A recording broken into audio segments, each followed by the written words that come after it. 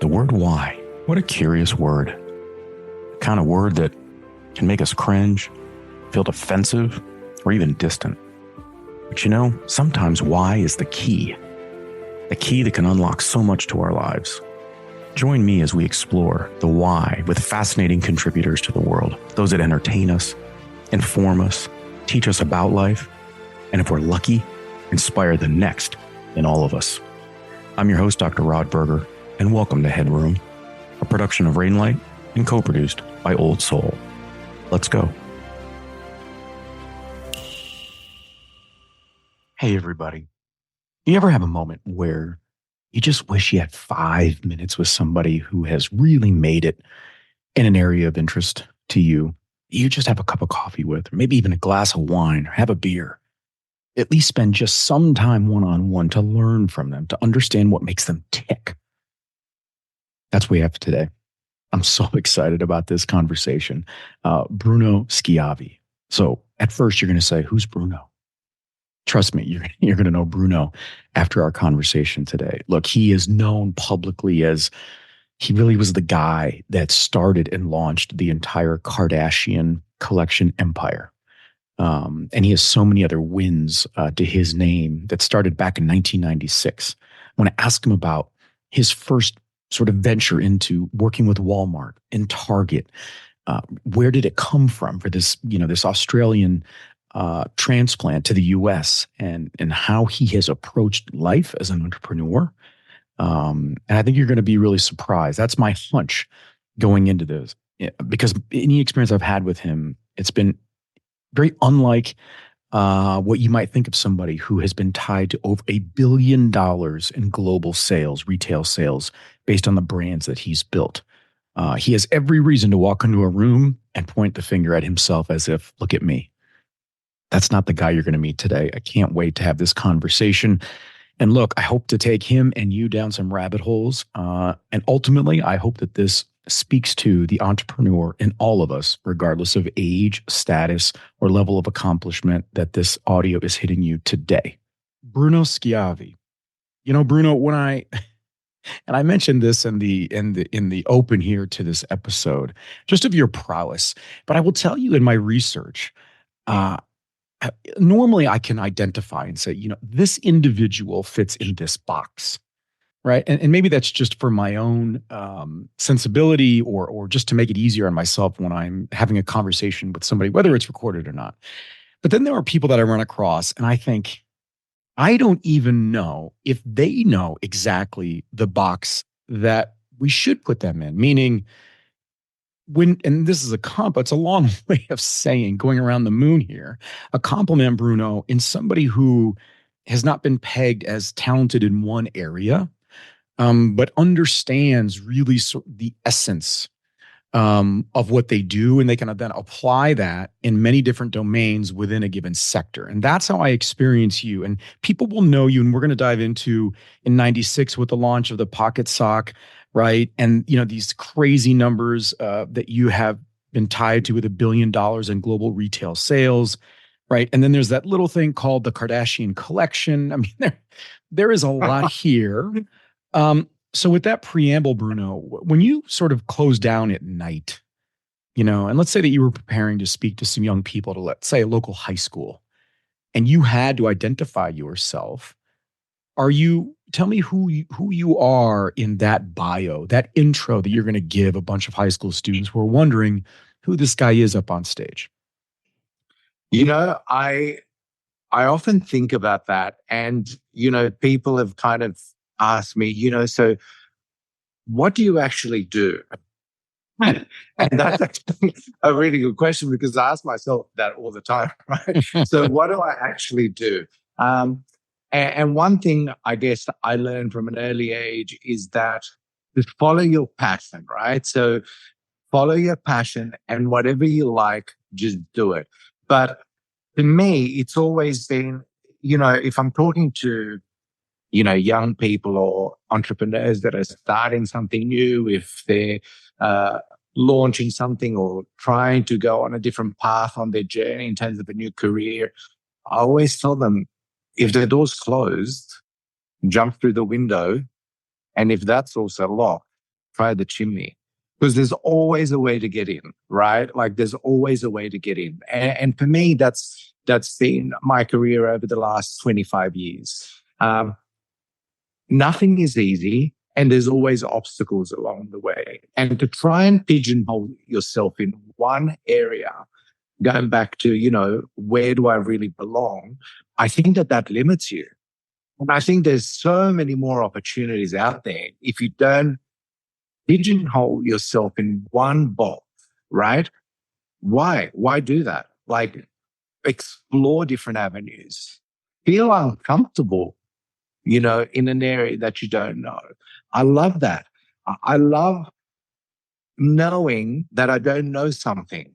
And I love knowing that I can find the answer or explore how to get there and making mistakes along the way. Because, right, everybody makes mistakes. If you're not making mistakes, then, boy, send me your details and I'll send you a DM, right? So, Bruno, would you say then that a skill, one of many skills that you might have in helping to build these retail juggernauts is actually being able to ask really good questions, or that a power that you have is around inquiry? I think that we are conditioned to have an answer, but I also think there's a sort of a subtle stealthiness to people that are very successful. And it's not really that they have maybe the answer.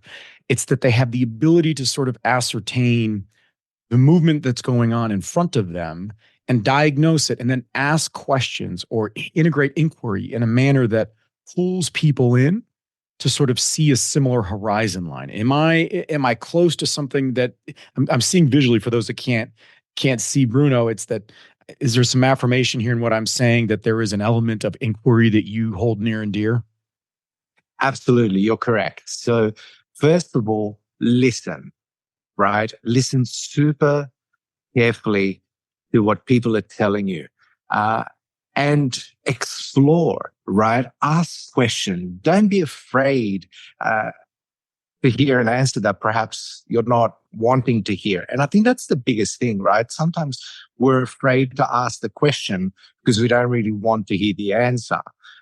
Well, I think you should be prepared to hear the answer. And I think I've always been the type of person that I've asked a lot of questions. I've listened really well. But I've also tried a different direction. So if you tell me to go left, because that's the way that it should be, I'll probably go right. 99.9% of the time, I will go right, because I want to explore a different way. And I want to find my own way and my own path. And I guess that's what I've done, with the brands that I've launched. A lot of people said to me, how are you going to do that? Like, really, like, how are you going to do that? Like, nobody, quick example, when I first launched my first company in Australia, it was a lingerie company. And I launched that in 1996, when internet in Australia was really non-existent. Shopping online at the time in 1996, think about it, in Australia, like, it really was not there. And yet I decided to launch lingerie, one of the most challenging categories, and to sell online. So people were going to me, you're absolutely crazy. And guess what? After 3 years, we couldn't keep up with the demand and we got acquired. So there you go. Just take the risk. Yeah, Bruno, that speaks to instinct. And in rudimentary form, we would talk about somebody's gut, right? The things that you trust that you can't quantify. It's really tough to put. It's like a moving target, but we all know what that's like, right? We trust our gut in relationships. We trust our gut in a movie we might want to watch, all kinds of things. Tell me about your relationship to instinct and where that started when you were young. At what point did you trust? Because I think that is sort of a pivotal moment for somebody in their youth when they say to themselves, I have an opinion that may differ from the outside, whether that's a parent, a caregiver, a teacher, an employer, right? And I'm actually going to challenge conventional wisdom. There's something there that I think is empowering that we take for granted, I think, as we get older, that it's just there. But yet, man, it's a powerful element in our ability to be successful entrepreneurs. I tell you, Rod, you bring up an awesome point, because I'm super spiritual. And I really, really go with my gut. And this is really what people that are close to me know about me. I make a decision 90% of the time based on how I feel and my gut instinct. And I think I learned that at a young age because, my mum worked long hours. I literally had to grow up, fending for myself. I'm an only child. So I really had to learn how to adapt quickly, right? And when you adapt quickly as a child, I think you start to focus on different senses, right? Like your gut instincts. And I think that that's how you're brought up, right? And a lot of people say, so how do you just operate on a feeling or a gut? You have to trust your gut. Everybody has, that kind of sixth sense in a way, that gut feeling that something's right, something's wrong, or take a risk. A lot of us push that a lot more to the boundary, and a lot of us listen to that gut feeling a little bit more. And I've really learned to be guided by that. Honestly, I really am guided by my gut, by my instinct. And sometimes it's just taking a chance. Take a chance. Take a chance because, look, the worst that can happen, you can fall down, but you can pick yourself back up super quick. So take a chance because otherwise you'll never know it. And you might regret not taking that chance and trusting your gut instinct. Any experience for you as you started to accumulate success, right? And you trusted your gut. I mean, I hope people heard that 90% of your decisions are based on gut, a feel, right? An experience of maybe an individual or a group of people and a product that it's going to hit now, right? Or we're on the precipice.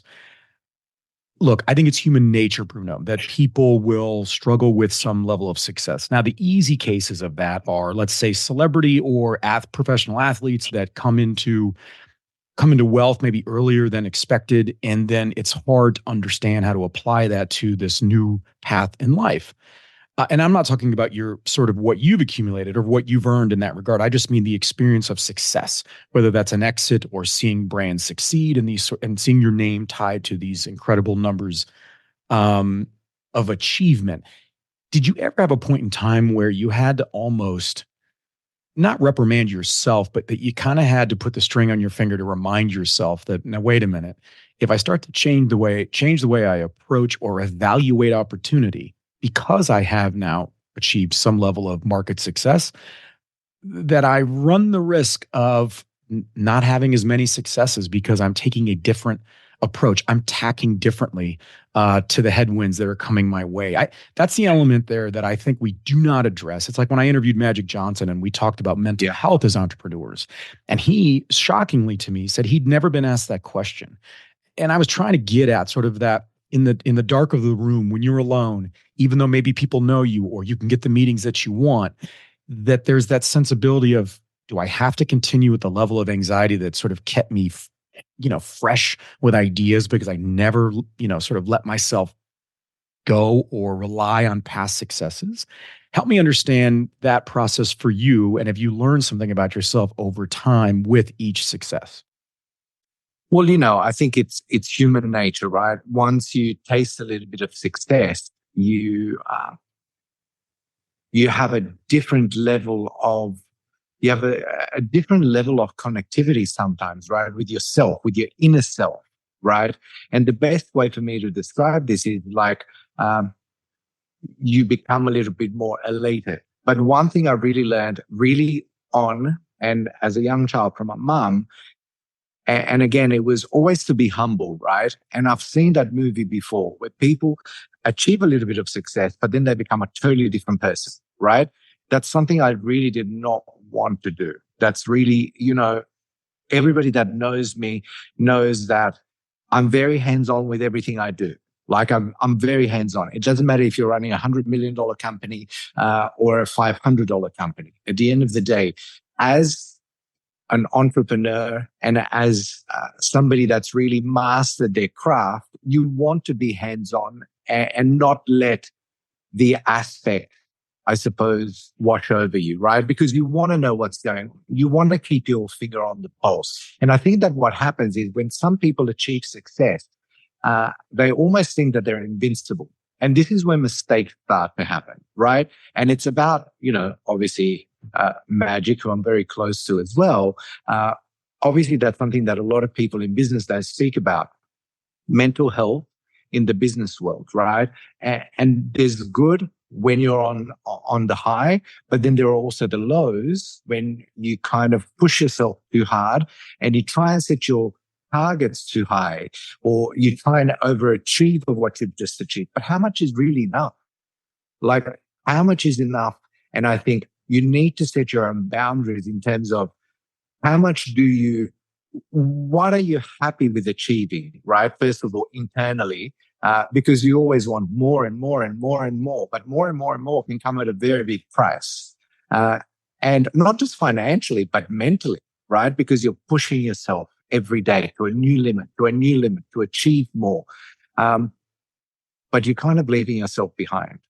And don't want to do that. You don't want to kind of look behind you and see, wow, I'm a totally different person. I keep pushing myself to achieve and achieve and achieve. At what point do I need to pull back and say, you know what? I'm good. I'm happy. So I think there's a fine balance in running a company or a business or starting a new job.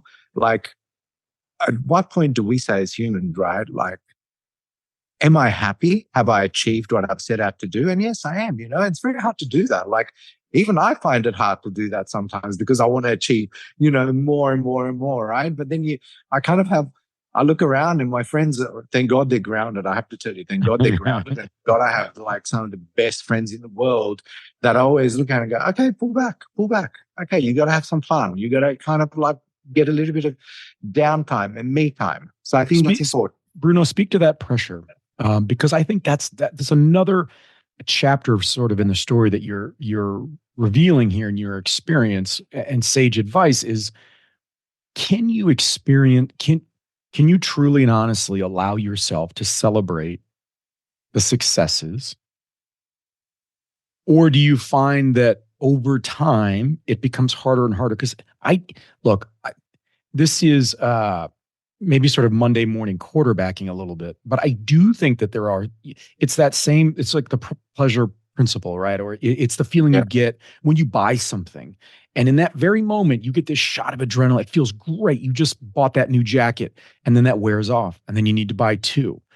And I see that in entrepreneurs. I've seen it. I've seen the dark side of it where you get a massive success publicly and that founder or that leader feels now more pressure to not just have another success, right? But have an even bigger success. It wasn't good enough that we sold for $500 million. Now we have to sell for $1 billion or more. And I have seen people succeed under those conditions and I have seen them crack. And it's a really incredibly sad story to watch. And I think sort of the origins of that are, can we as entrepreneurs, and do we even allow ourselves to, I guess, feel the successes, even as small as they may be, in someone's eventual climb? I think it's a great question, I tell you, and that's probably one of the questions that I get asked a lot by people that are, again, going on a new journey, whatever it may be. I think it's really hard, when you're achieving something, to try and pull back. It is very, very difficult. I mean, I'm not going to lie to you because you're elated and you want to go to the next level. But this really all comes in, and I keep saying this, with the people that you surround yourself with, right? And I personally try to be more private, right, in what I do, because again, to me, the success I achieve, yes, it's for the brand, it's for me personally, but I don't necessarily need to tout that, because I think the more you do that, I think the more pressure you put on yourself, right, to be in the public eye and to certainly, talk about your successes. And to me, it's something that I'm achieving for myself, but I know not everybody can do that, right? Not everybody can kind of distinguish a line. And I'll tell you this, look, during COVID, like many people, you have to bring work into the home, right? And sometimes when you're running your own company, you also have to have that fine line of where does the morning start and where does the evening start, right? Because when you run your own company, you know this, like, okay, you're going to answer someone at 10 o'clock at night, and then you're going to start doing this and sending a spreadsheet here and there. Like, I think balance is key into being able to do that. And it's harder than it's hard. Let me tell you, I answer emails at 10 o'clock at night. So I don't, I just do, right? Because I just do, because I'm a workaholic. But I do find that I do have separation. And I've learned that over the last 10 years to separate work and life a little bit more, because I do find that that's really important for your mental health more so than anything else. You need to have clarity, because then all of a sudden you wake up 10, 15 years later, have gone by, and you think, wow, where did that time go? Yeah, where did the time go? All right, let's take a hard left turn. And I'm not saying you're an artist, but I'm going to ask you to be a bit of an artist, a visual artist here. I want you to walk the audience through your first pitch meeting. I want to kind of know, it's like describing not just a restaurant, but a meal, right? And the ambiance. Help me understand, I have been there. I've seen sort of all sides of it. And it's the stuff you can't talk about that I think really drives whether or not it's going to succeed to a large part, right? It's, being calm under pressure. It's poise. It's patience. It's being able to read a room. It's sort of all the things they don't teach you in business school that can really keep your success, hanging in the balance. So what was the pitch? And did you feel like you had to wear every hat and have every answer, most importantly? Because I think that is such a misnomer in the way in which people approach a pitch. And for every entrepreneur out there, look at Gen Z. Yeah. They're flocking to start their own businesses as opposed to joining existing institutions of business and practice. This is a huge part of their success or failure. So I'll tell you one word, which is perseverance, right? And I'll start the story with this. So a young me, I was 23 years old, and I flew from Sydney to Bentonville, Arkansas. Yes, the home of... It's a long flight. It's a long flight. And back like 25 years ago, Bentonville Airport looked very different than today. Like you couldn't even get a taxi out there. So I turn up to Walmart. I had an appointment for a product to pitch. I get there. I get to reception. I've just traveled 20 hours to get there. I spent everything I had literally on this ticket, and I get there. I get to reception, and I said, "Hi, I have a meeting with so-and-so." And she goes, "No, not today." And I go, "Oh, yeah, I do." And she goes, "No, he's on holidays for 10 days. Okay. So I have just flown around the world to do this pitch meeting. And I thought, what am I going to do? I can't leave. So I stayed for 10 days in Bentonville and waited for the buyer to come back. The buyer came back, and I told him the story. He was super amazing. His name was Tim. I'll never forget it. And I told him the story, and I said, we had a meeting. He said, "Oh, yeah, sorry." At those times, there was no calendar, Outlook calendar or anything like that. Everything was done, scribbled on a piece of paper. And he said, "Oh, yeah, you've come from a long way, right?" And I go, "Yeah, from Australia." "That's a long way." And he goes, "And you waited here for 10 days? And I go, "Yeah, I had no choice. I set up this meeting with you, and I had to pitch the product." And guess what? I got my first order. I didn't leave. But to me, that's perseverance, right? Again, you go for a job interview, or you're starting a new company.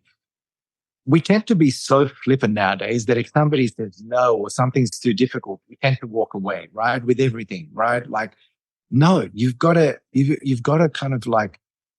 see it through. You have to stick it out. Might not be easy. It might be super uncomfortable for you. It may be super difficult.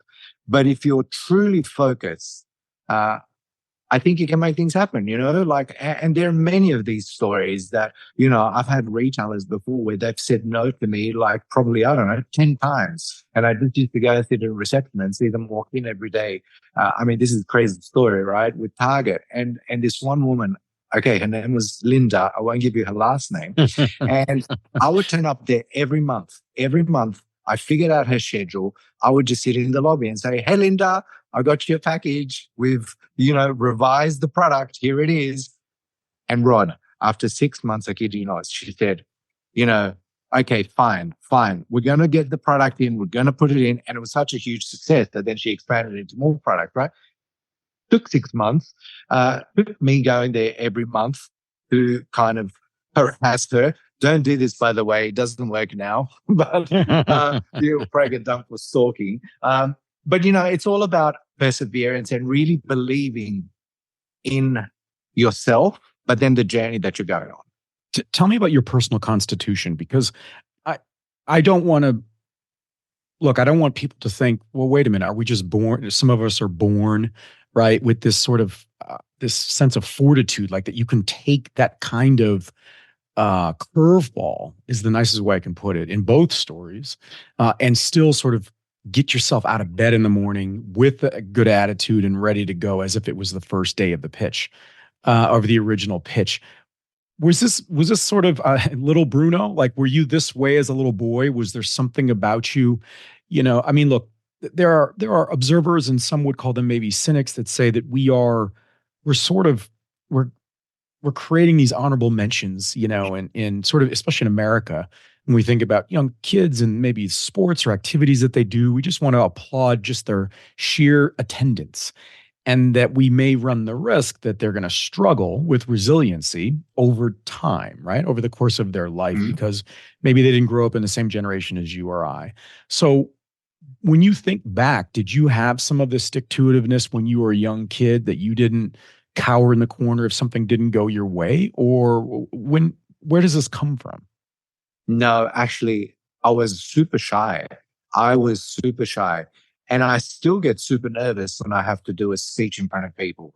Like, absolutely, I was not the person to be able to start a conversation first. I learned that, right? I learned that unless I really push myself, I was always going to be the shy person, right?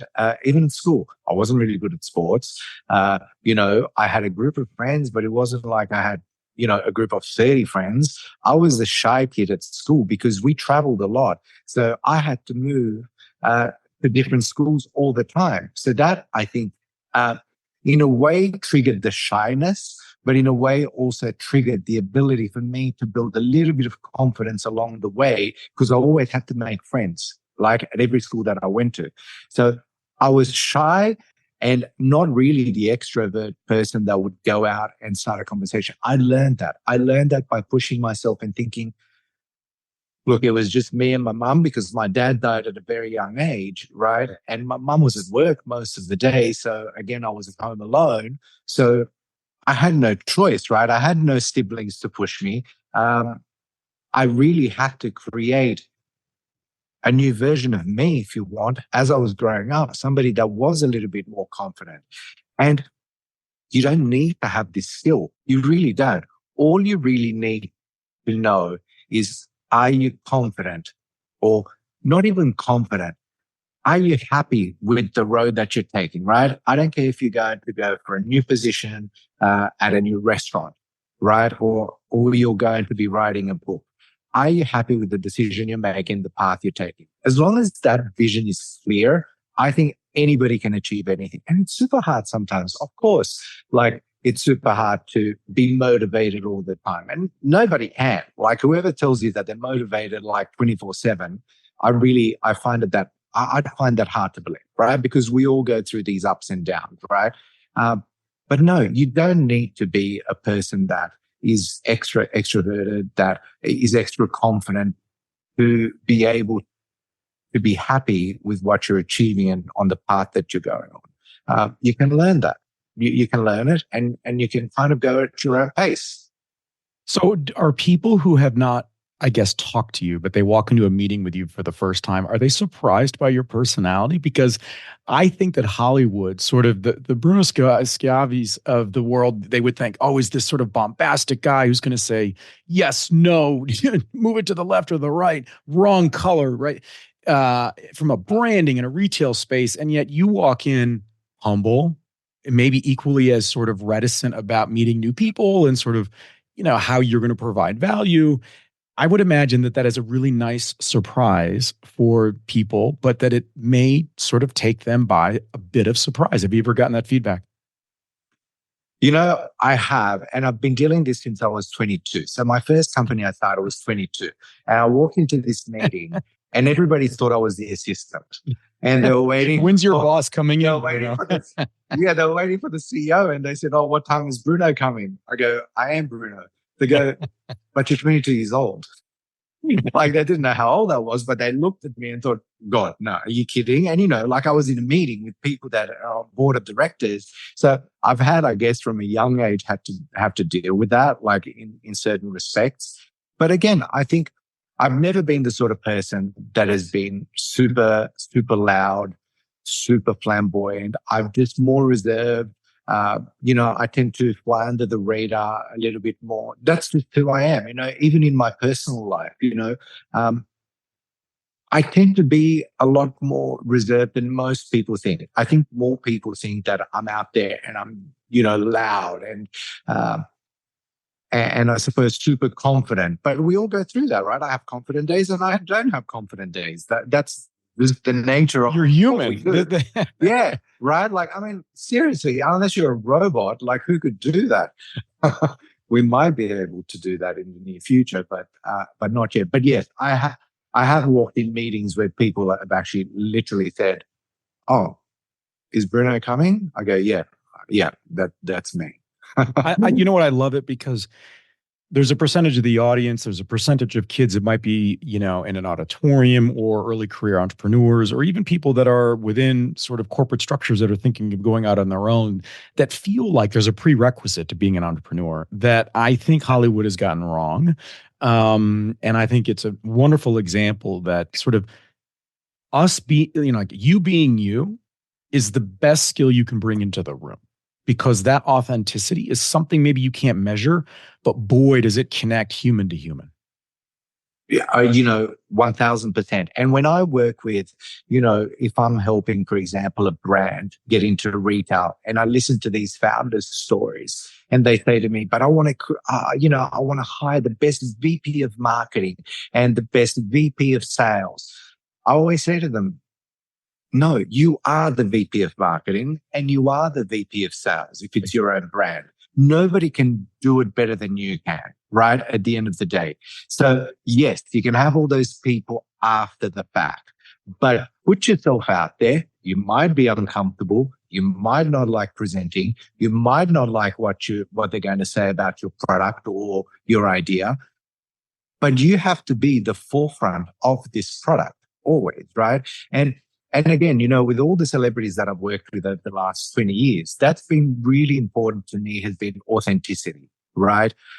So being authentic, because it's very easy to pretend you're somebody else. But as people and consumers nowadays with, social media, that's obviously, a touch of your fingers and everybody wants things in an instant, right? It's instant gratification. People want to know that you're genuine. It doesn't matter if you're the Kardashians or Magic Johnson or Janet Jackson. It doesn't matter who you are.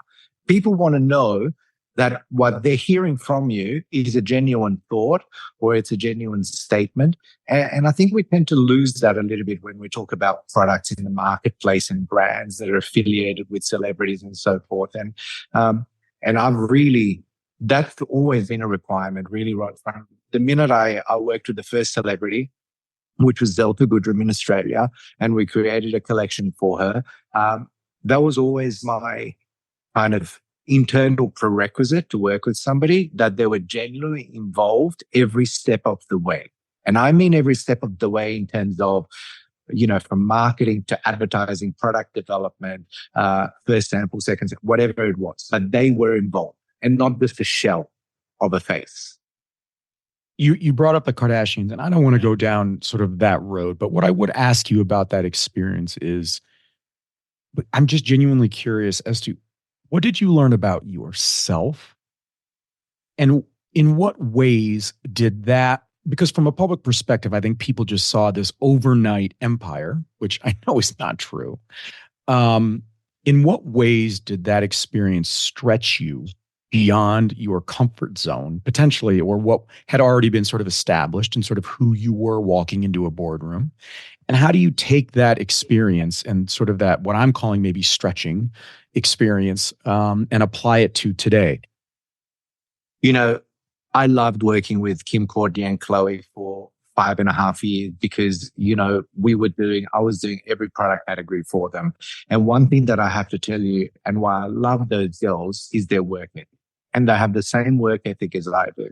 And I think when you're working with somebody that has so much passion, that kind of rubs off on you, right? And to me, it was validation that all those internal things I had in my mind that I described to you before about making sure that the people are authentic and that the messaging was authentic, everything we were doing was authentic. And there was a lot of hard work. There were a lot of, 7 days a week. There were a lot of long nights. And everybody out there from 30,000 feet, people just think, oh, yes, it's just easy. But it's not easy. It's not an easy journey, right? It doesn't matter who you are. So it doesn't matter if, you're the most famous person and you're releasing an album or you're releasing a collection of clothing or whatever it is, you still have to put, and a lot of the people that are successful, they're putting a lot of work behind it. These three girls, let me tell you, they have the most amazing work ethic that I have ever experienced, and that's why they're successful. And I learned really from them a sense of humbleness, because honestly, they're really humble in terms of, there are a lot of things that they achieve and that they do that the public don't even know about.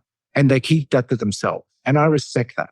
And, I've worked with some pretty private celebrities that I love that about them, right?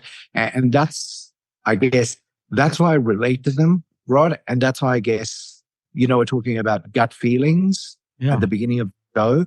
That's how we all go with our gut feeling. And everybody who I've ever been associated with, we kind of have a similar trait. Private in a way, hardworking, focus, all of those words that come to mind, and really determined and really passionate. So I'm really passionate about this topic because it's something that people lose sight about. Just because you get a little bit of pain, it doesn't mean that things come to you easily. Sometimes it's the opposite. Let me tell you, it's actually harder. So not from a monetary perspective. I'm talking from an achievement, a goal, internal pressures, and so forth. Yeah, you have to work on twice as hard, right? If not more. Absolutely. If not more. Now let's sort of, slingshot from that experience to the experience you had with Uncle Bud's. And I know you're the president and co-founder of Uncle Bud's, and Garrett Greller I've interviewed and spent time personally with, seeing him sort of in action over the last couple of years. A young man that I just really enjoyed because there's a spirit about him. There is an openness and this sort of quiet confidence that you just say, wow, that's going to age really well, like a fine bottle of wine, and like he's just getting started. So with that as sort of the backdrop, I would think that you have choices, right? In the what you've sort of, when you think about your career and how you've sort of stair-stepped it. And throughout those choices that have been presented to you, Uncle Bud's comes along, and the hemp CBD, market, which for a lot of people is either mysterious or at an arm's length, or they just sort of don't exactly know where it fits. But that's changing, it seems like, every day in a lot of positive ways and very productive ways for the market. Why Uncle Bud's for you? And sort of not just why, but why now in your career? If you think sort of in your own timeline, what does it represent about you now? Because I love a challenge. You were eager to answer that when I saw it. I've never taken the easy path. Don't ask me why. But, if there's a harder path, I'm the one that usually takes it, right? Because I love a challenge. And, again, going back to people and gut feelings, when I met Garrett, I really loved his story, right? Having arthritis at the age of 14 and having this debilitating pain that nobody could actually get under control, except if you're using, steroid and injections, and really seeing him at the age of 21 when I met him, he really reminded me a lot of me, right? Because entrepreneurs, both of us starting our first businesses super young. He was 21, I was 22. I saw a lot of Garrett in me, really. And I saw that there was a white space in the market to come out with a product line that democratized this idea that CBD and cannabis were bad for you, right? And look, it's a very gray area in terms of how people relate to this ingredient, hemp and CBD, and how people put you in a box. All of a sudden, if you're dealing in CBD and hemp, you must be a stoner, right? Well, further from the truth. No, we both are not. And there's nothing wrong if you are, but that's not really who we are. So we were trying to really create this brand that was for the masses. And this brand really was created because Garrett had one SKU, which was a pain relief SKU. And we really wanted to take this and make it a health and wellness brand with the ingredients of hemp and CBD in it. So we again went in a different direction. While all our competitors were going and touting hemp and CBD, hemp and CBD, hemp and CBD, we were touting health and wellness, mainstream, affordable, right? So that's, I always like to take, like I mentioned before, if somebody tells me to turn left, I'll turn right. Because, that's just what I do. And I'm just like, kind of want to prove my own journey along the way. Even if it's a longer path, we'll get there. But that, for me, I wanted to create a brand that had a community. And I thought Garrett is the anchor to this brand because he's the community. People could relate to him. And, I'm super thrilled that after 4.5 years, we've just been acquired by a public company and we're still running it. We're still involved. And that's the passion why we decided to partner with these guys, with Prelude Biosciences, because they have the same vision. They're older than Garrett and myself, but again, they remind me of, a younger me or a younger Garrett. And I guess that's what really made it super impactful for us to kind of go on this journey with them.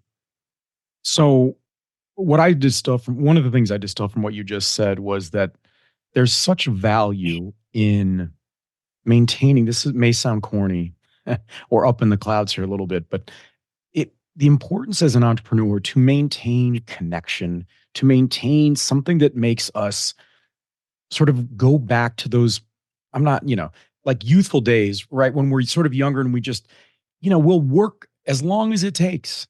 And we're not sort of bludgeoned by just experience over time, which is just a challenge we have as humans. Yeah. Right. And that, the first sunset we see is beautiful and exhilarating, but by the time you've reached a certain age, you've seen a sunset. And so, finding opportunities and people that keep those sort of pathways throughout our body, right? It's really about speaking to the body. That those are really, really important. And it's not something that we can put on a LinkedIn profile or that even we would stick out in a bio that's going to be read before these kids and maybe in a high school, auditorium. But there's something about maintaining connection. Am I reading that right? Yeah, you are. It's connection, but also it's learning. Never stop learning, right? So again, we've been acquired by this great company who's a biotech company. Like Garrett and I have we don't come from the biotech world. We're learning so much, right? So I think it's definitely connectivity, but also never stop learning. And don't be afraid. Like I'm 52 and I'm learning something totally new, and that excites me. And Garrett's at a totally different age. He's 26, right? And he's excited because he's learning something new.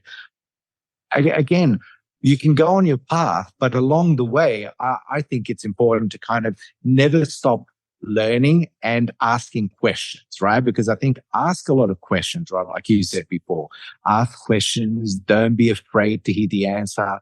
But connectivity and remain connected to those people and try and learn from people that have had a lot more experience than you have, right?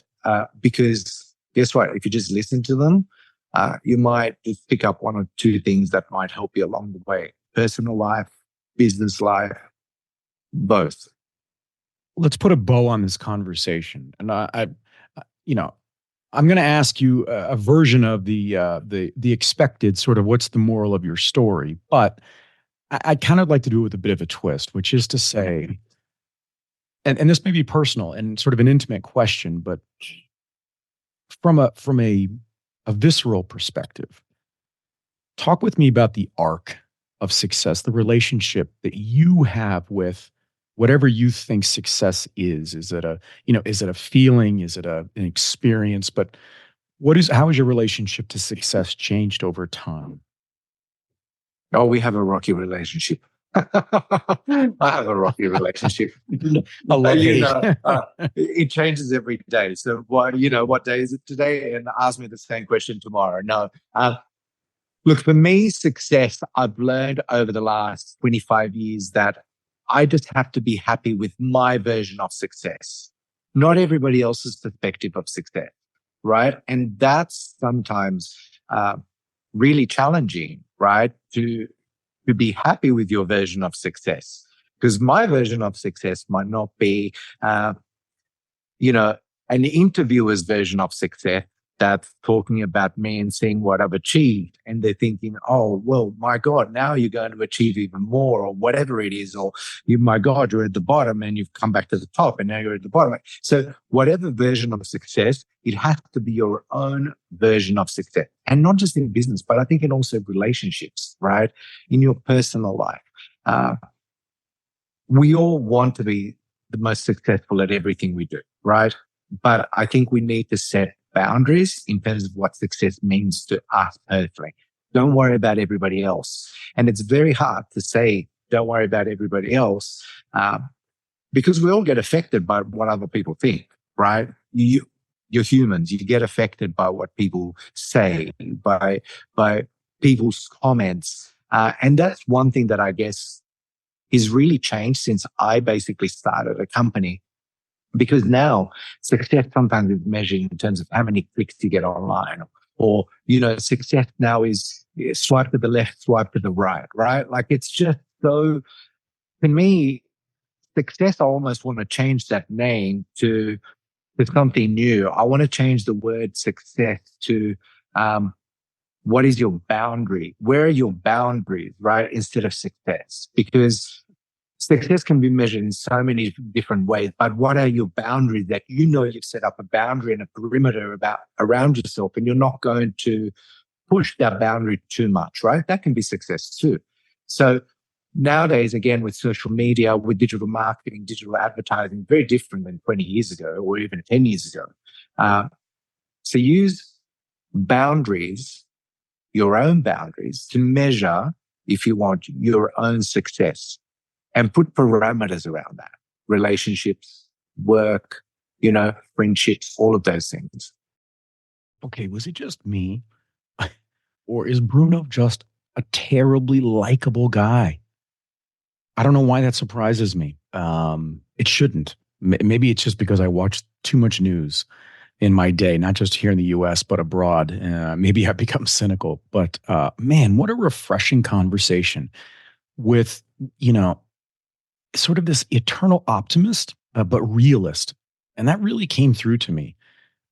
He recognizes the successes that he's had, but it seems like he's a really grounded guy in who he is, where he comes from, and this sort of internal flame, this pilot light that he's not going to let sort of go out with a whimper at all, right? He attacks everything, but he does it through kindness and an open heart and an open mind about the people that he's collaborating with. And I love that about him and entrepreneurs that are successful, because I think it's a great message. It makes me think about so many different times I have personally been in business situations where I wish there was a Bruno, right? And I'm sure many of you have as well. So I feel like part of me is, I'm so inclined to connect this interview with young people, because I think it's counter to what we see in Hollywood. And, you heard that in the interview. I kept bringing that up. And maybe that's because he lives in Los Angeles now, that I was sort of, integrating in the essence of Hollywood and LA and what that may or may not mean. But, he likes challenges, right? He's taken Uncle Bud's as a brand, and he's taken it from $500 to this, massive valuation, this new acquisition. It's just all this great news. And yet, man, the story is powerful. I mean, can you believe he spent 10 days in Arkansas waiting for his meeting with Walmart? How many people would do that? And then he followed that up with 6 months of polite pestering with a Target executive. And it turned out golden, right? So I just thought some great lessons. I selfishly, I probably learned more than maybe the audience might. But what a genuinely nice guy, and I like to root for nice people. And I'm going to continue to root for Bruno. I'm going to learn more and follow and sort of keep abreast of what he's doing with Uncle Bud's, because I think we're going to see more and more thoughtful companies out there that understand sort of the cultural need of health and wellness. And it sounds like they are working in that space in spades and doing quite well and connecting with people. And that's what it's really about. I mean, that's the essence of what he's talking about. Sure, he's an expert in retail and branding and building brands from the ground up. But to me, that just means that, maybe selfishly, it's that he's a storyteller. He understands the power of a really good story. He understands how to identify characters that matter. And in this instance, I think he's a character that should matter to you. I know he does to me. Thanks for taking the plunge into HeadRoom, where we uncover the why behind the what and who impacting our lives. HeadRoom is a production of Rainlight and co-produced by our friends at Old Soul. I'm your host, Dr. Rod Berger, and this is HeadRoom.